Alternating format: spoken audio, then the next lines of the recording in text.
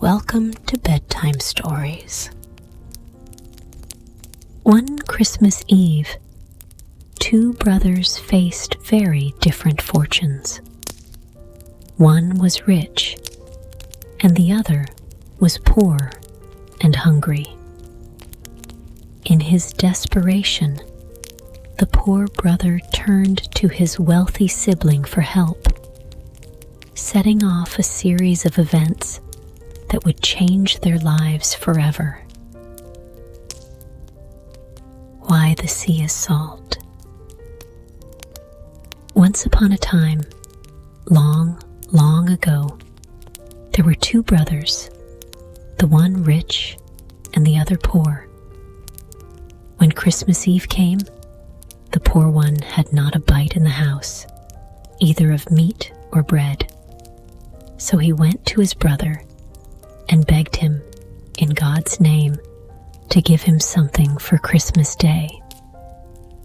It was by no means the first time that the brother had been forced to give something to him, and he was not better pleased at being asked now than he generally was.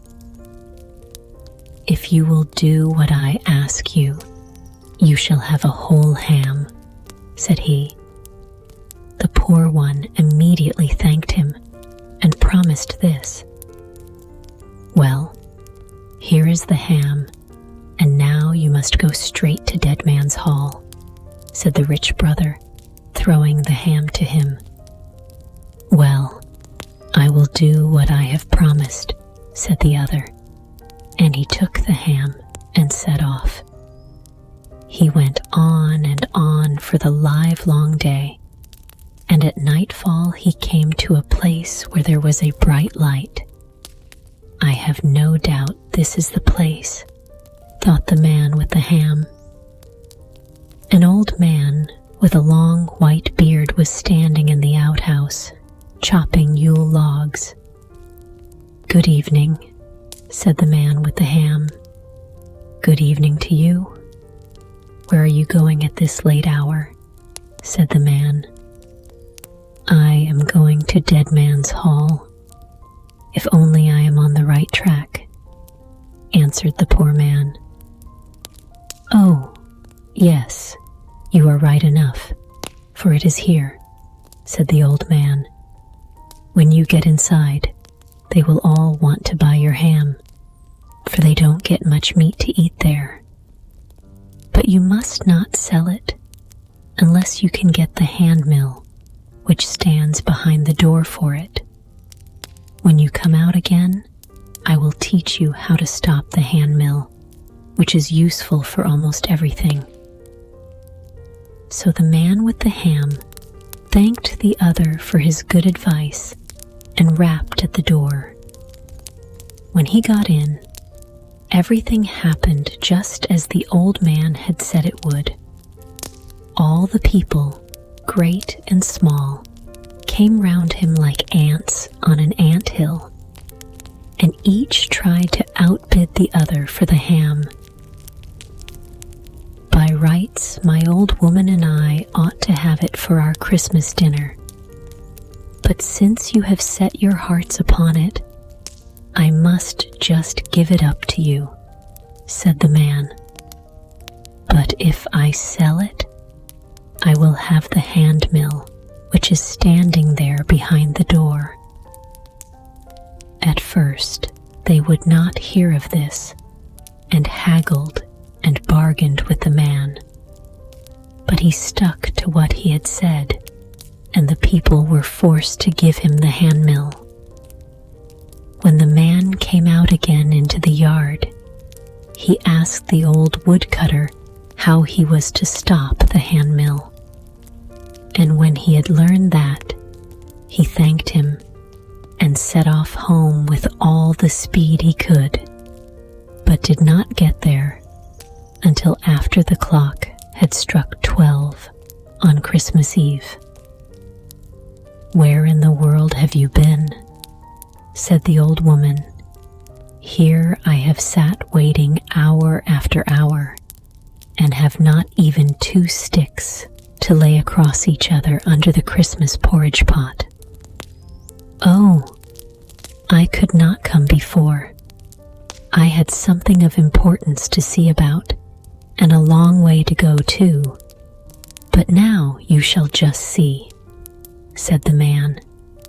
And then he set the hand mill on the table and bade it first grind light, then a tablecloth, and then meat and beer and everything else that was good for a Christmas Eve supper, and the mill ground all that he ordered. "Bless me," said the old woman, as one thing after another appeared, and she wanted to know where her husband had got the mill from, but he would not tell her that. "Never mind where I got it. You can see that it is a good one, and the water that turns it will never freeze," said the man. So he ground meat and drink and all kinds of good things to last all Christmastide, and on the third day he invited all his friends to come to a feast. Now, when the rich brother saw all that there was at the banquet and in the house, he was both vexed and angry, for he grudged everything his brother had. On Christmas Eve he was so poor that he came to me and begged for a trifle for God's sake, and now he gives a feast as if he were both a count and a king, thought he. But for heaven's sake, tell me where you got your riches from, said he to his brother. From behind the door, said he who owned the mill, for he did not choose to satisfy his brother on that point. But later in the evening, when he had taken a drop too much, he could not refrain from telling how he had come by the handmill. There you see what has brought me all my wealth, said he, and brought out the mill, and made it grind first one thing and then another. When the brother saw that, he insisted on having the mill, and after a great deal of persuasion got it. But he had to give $300 for it, and the poor brother was to keep it till the haymaking was over. For he thought, if I keep it as long as that, I can make it grind meat and drink that will last many a long year. During that time, you may imagine that the mill did not grow rusty, and when hay harvest came, the rich brother got it. But the other had taken good care not to teach him how to stop it. It was evening when the rich man got the mill home, and in the morning he bade the old woman go out and spread the hay after the mowers, and he would attend to the house himself that day, he said. So, when dinner time drew near, he set the mill on the kitchen table and said, grind herrings and milk pottage, and do it both quickly and well. So the mill began to grind herrings and milk pottage, and first all the dishes and tubs were filled, and then it came out all over the kitchen floor. The man twisted and turned it, and did all he could to make the mill stop, but howsoever he turned it and screwed it, the mill went on grinding, and in a short time the pottage rose so high that the man was like to be drowned. So he threw open the parlor door, but it was not long before the mill had ground the parlor full too, and it was with difficulty and danger that the man could go through the stream of pottage and get hold of the door latch. When he got the door open, He did not stay long in the room, but ran out, and the herrings and pottage came after him, and it streamed out over both farm and field. Now the old woman, who was out spreading the hay, began to think dinner was long in coming, and said to the women and the mowers, "Though the master does not call us home, we may as well go. It may be that he finds he is not good at making pottage, and I should do well to help him." So they began to straggle homeward. But when they had got a little way up the hill, they met the herrings and pottage and bread, all pouring forth and winding about one over the other, and the man himself in front of the flood. "Would to heaven that each of you had 100 stomachs. Take care that you are not drowned in the pottage," he cried as he went by them, as if mischief were at his heels, down to where his brother dwelt. Then he begged him, for God's sake, to take the mill back again, and that in an instant. "For," said he, "if it grind 1 hour more, the whole district will be destroyed by herrings and pottage." But the brother would not take it until the other paid him $300, and that he was obliged to do. Now the poor brother had both the money and the mill again.